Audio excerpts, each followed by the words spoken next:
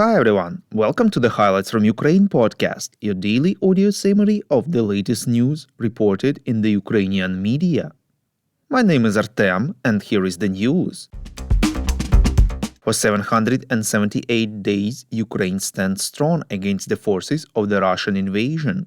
As a result of a massive missile strike, Ukrainian energy operator Ukrenergo informed that its substations and generation facilities were damaged in Odessa, Zaporizhia, Lviv, Kharkiv and Kyiv regions, reports Ukrainska Pravda. In particular, in the Kyiv region, Tripilska thermal power plant was completely destroyed, reports Interfax Ukraine. All the workers who were on shift during the shelling are alive.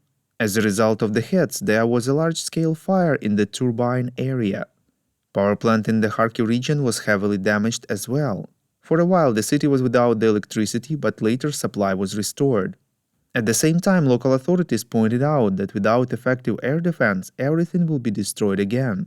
Later in the day, Russian troops carried out an airstrike with guided aerial bombs on the Sumy thermal power plant.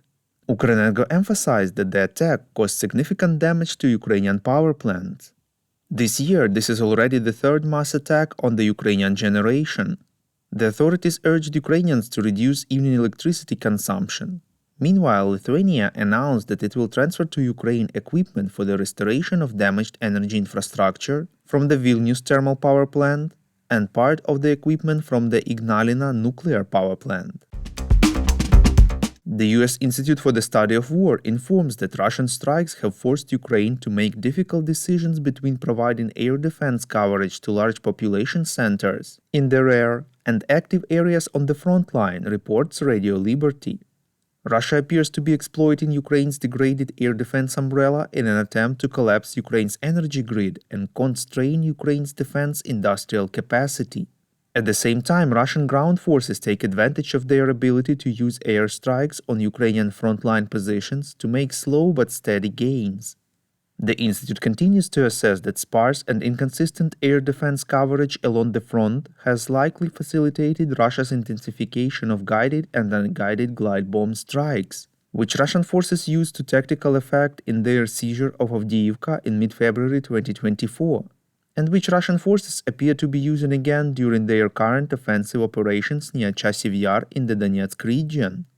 Yesterday, the US ambassador to Ukraine, Bridget Brink, informed that the US and Ukraine signed an agreement to provide Ukraine with $138 million in critical air defense system upgrades.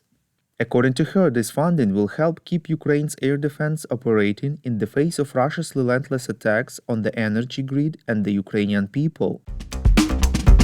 We would really appreciate if you could recommend us to your friends and family, as well as share information on social media. This way more people would learn about the podcast and truth about Russia's invasion of Ukraine.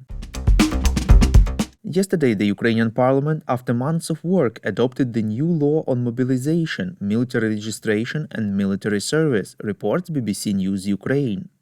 The law is mainly aimed at registering all conscripts and updating their data. This will simplify the mobilization process for the authorities, as conscription offices will have up-to-date information on potential recruits. Citizens should apply to conscription offices themselves to obtain military registration documents and not employees catch them on the streets, as often happens now. Men between the ages of 18 and 60 are required to update their information within 60 days at the conscription offices, the Center for Providing Administrative Services, or in the conscript's electronic cabinet. Also, men must have and carry military registration documents with them and present them at the request of the police or employees of the conscription offices. Without these documents, Ukrainians abroad will not be able to receive a passport or consular services. Local government bodies are obliged to facilitate mobilization. The law introduces basic military training for citizens. It will last 5 months. It can be completed while studying at a university or in training centers of the armed forces. Such training will begin on September 1, 2025. The conscription officers will be able to apply to the police with a request to detain a person who refused to arrive upon receiving a conscription notice. Conscription office sends the citizen a registered letter with a request to come. Such a letter is considered delivered even if the person did not physically receive it. If after that the person does not voluntarily appear at the conscription office within 10 calendar days, The military officer has the right to apply to the court with a demand to deprive the conscription evader of his driver's license. The norm on the demobilization of the military after 36 months of service, which was in the first version of the bill, was excluded from the document at the last moment due to the request from the Defense Ministry. The ministry promised to submit a separate bill on this issue later.